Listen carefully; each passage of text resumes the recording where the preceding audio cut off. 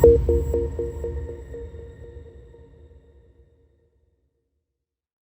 please give it up to welcome on stage the Apac Sales Director of Redis. Give it up for Tejas, Baldev, ladies and gentlemen. Tejas, hi and a warm, warm welcome to you. Looks like you practice yoga as well, seeing your fitness. I won't. Go for it. Thank you. Good evening, everyone. Am I audible? Sorry, that was a trick question. We've been so much used to on Zoom meetings and all, so I just had to take that question. But I'm really pleased to be here in front of everyone, and I'll be talking a little bit about Redis as a real-time data platform, and we'll be touching upon a few areas where Redis can really help your business to ensure that your performance, your reliability, and durability is top-notch, right? So with that, I'm going to ask, has anyone traveled to abroad in last 2 or 3 months? Any show of hands? No one? Yeah, so while coming back, you would have filled up this form, right? And trust me, this form is like, it has 35 fields, and it takes a long time to fill it up. Imagine the plight of passengers who don't have a laptop. By the way, you need a laptop to fill this up, right? So the point I'm trying to make up here is, while digitization has happened at a rapid pace, but it also needs to take into account that these critical applications need to work and perform the way they are intended to perform. If they don't perform, or if it takes a lot of time for me to upload this, I'm going to miss my flight. So this actually happened to me. There were 35 fields which I was filling up, and my heart was throbbing because Air India was calling the last call. Luckily, it took me 30 seconds while that cursor was going down, and it got accepted. If it wasn't accepted, I would have had to go through this all over again, right? And that brings me to the fact that 20 years back, this was correct. Maybe not today. Because as I think General Nair was mentioning, we have a lot of data today. The biggest problem that we have is, how do I query it in real time, right? That's the biggest problem. Your sales team is not going to wait for 2 hours to generate a report. Your business team is not going to wait for a day to generate a report. They need the data, and they need it now. So real-time data is the new oil, and I think everyone's looking forward to ensure that how do we break those data silos and bring the data faster to the user, as fast as we can. But it's not an easy problem to solve, right? Because if you look at the architecture, right, the gold standard of any application is, I need to have a response in 100 milliseconds, no matter what. However, the round-trip delay itself takes 100 milliseconds. Where does it put the pressure? Look at the end. It puts the utmost amount of pressure on your database. So you're always asking, how do I improve the latency and the response time of my database to meet this gold standard of application performance? But the question is then, what options do I have, right? The good part is you have a lot of options when it comes to database, but the bad part is there are only very few options which will give you the latency to ensure that you meet those gold standards. So let's start with Oracle, right?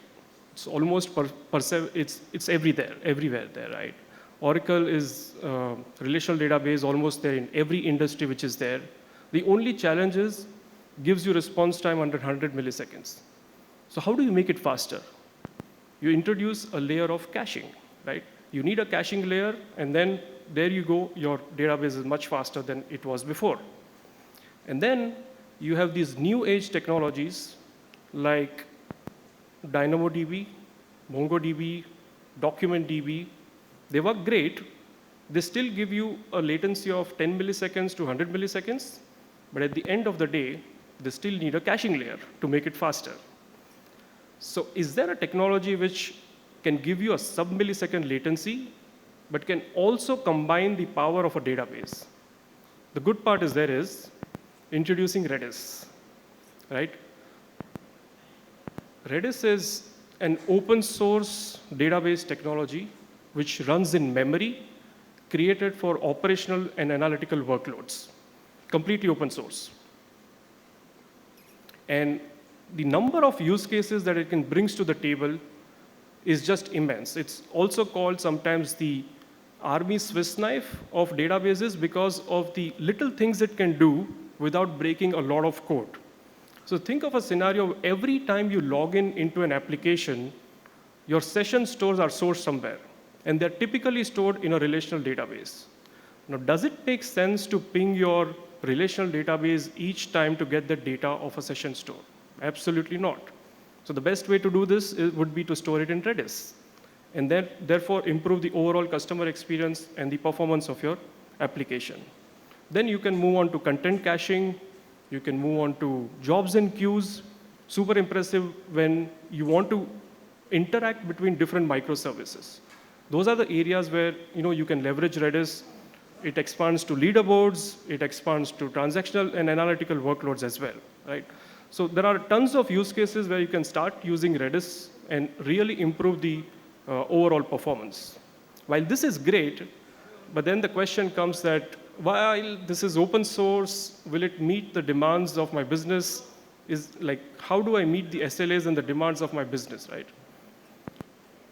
Introducing Redis Enterprise. We've taken the open source layer of Redis, built an abstraction on top of it, which is reliable, durable, and secure from day zero, so that you can start leveraging Redis for critical workloads from day zero itself, right? And then the question comes, where can I run Redis, right? Some companies have private cloud, some companies have public cloud, some companies have a hybrid strategy. The idea is to make it available where your business is available. So today you can leverage all top 3 public clouds. You can leverage OpenShift, Kubernetes cluster. You can leverage Tanzu. You can leverage VMs. You can leverage bare metals. So Redis is going to run wherever you are running your workloads, and it's available on all these platforms. Then the next question comes, I'm a globally distributed company. Can I run Redis across multiple data centers? Absolutely. And can I run Redis across private cloud and public cloud simultaneously? Absolutely. That's where the distributed active-active deployments of Redis comes into picture. The point I'm trying to make is it's available on any platform, and you can virtually run it anywhere, right?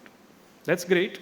And the question is, how many of these Indian customers are actually leveraging Redis Enterprise into production, right? So I'm very happy to share that we started our sales operations in 2017 in India. Since then, we've seen unprecedented amount of growth with top 4 out of 5 private sector banks using Redis Enterprise in production.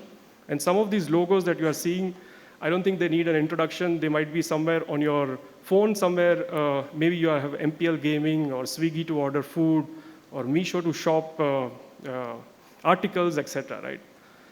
So with that, I just wanted to share some data points which are very critical and what we've been up to on that. We've been in production since last 9 years. Our fully managed service have survived more than 500 node failures. We've created 1.5 million databases across 500 different data centers, right? And that just talks about it that all this we did while having 0 data loss, because we understand some of our customers actually put some of their most critical workloads on Redis. The one thing they don't want to do is, of course, lose data. So that's where we take this availability of data so seriously that we've not had even a single instance where we lost data on our managed services since last 9 years, right? By the way, if you want to know more about how Redis can really transform your business, we have a lot of technical folks as well outside. So we'd love to catch up with you and really understand what challenges you're facing and how Redis can help there. Yeah, thank you.